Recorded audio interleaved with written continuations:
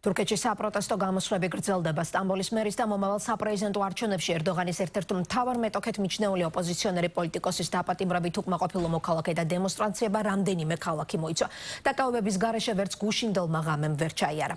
ხელისუფლება პროტესტის შეჩერებას სხვადასხვა შემზღუდავი ზომით თუ რეგულაციით ცდილობს, თუმცა უშედეგოდ. ქუჩაში გამოსული დემონსტრანტები სტამბოლის მერისთვის აყენებული ბრალდების გარდა სხვადასხვა სფეროში არსებულ ვითარებასაც აპროტესტებენ და მთავრობას პოლიტიკურ რეპრესიებსა და უკანონო გადაწყვეტილებებში სდებენ ბრალს. დაკავებულთა რაოდენობა უკვე 1200-ს აღწევს. ხელისუფლება დემონსტრანტებს საზოგადოებრივი წესრიგის დარღვევასა და პოლიციაზე თავდასხმებში ადანაშაულებს და შექმნილ კრიზისულ ვითარებაზე პასუხისმგებლობას ოპოზიციას აკისრებს. უკვე მეშვიდე დღეა თურქეთში საპროტესტო აქციები არ წყდება. 10 წელიწადზე მეტია, რაც თურქეთის პრეზიდენტი რეჯეფ თაიფ ერდოღანი ასეთი მასშტაბური დემონსტრაციების წინაშე არ ყოფილა.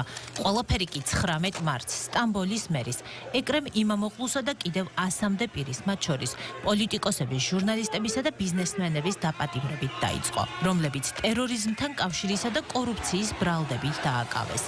იმამოღლუ ამ დრომდე წინასწარ პატიმრობაში რჩება.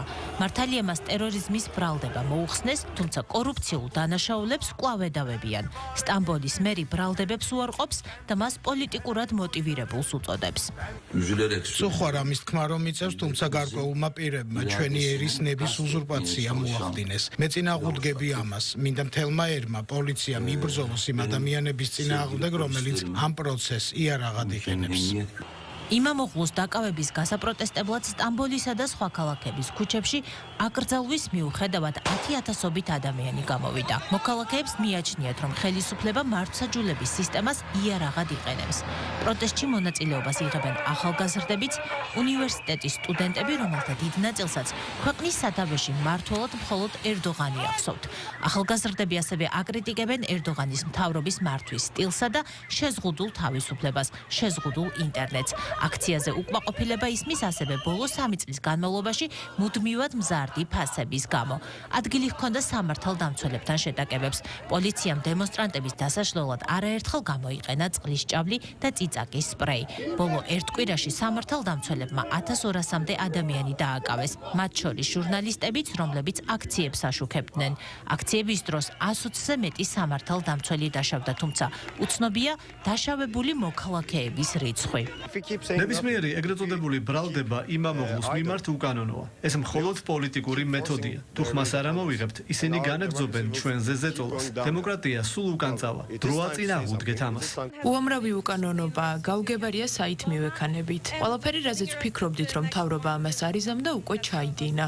თავად ერდოღანი კი თურქეთში განვითარებულ მოვლენებზე პასუხისმგებლობას იმამოღლუს ოპოზიციურ სახალხო რესპუბლიკურ პარტიას აკისრებს. ერდოღანის თქმით, პროტესტი ძალადობრივ მოძრაობად იქცა და რესპუბლიკურ პარტიას აფრთხილებს შეწყვიტონ ხალხის ნერვებზე თამაში.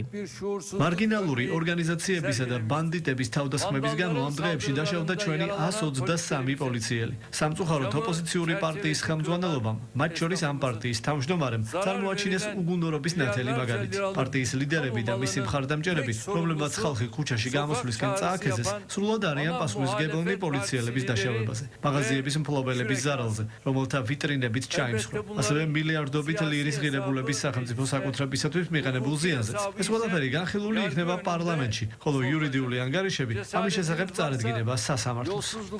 იმამოღლუ, რომელმაც სტამბოლის მერის თანამდებობა 2019 წლის არჩევნებში გამარჯვებით მოიპოვა, ერდოღანის მთავარ კონკურენტად მიიჩნევა მომავალ 2028 წლის საპრეზიდენტო არჩევნებში.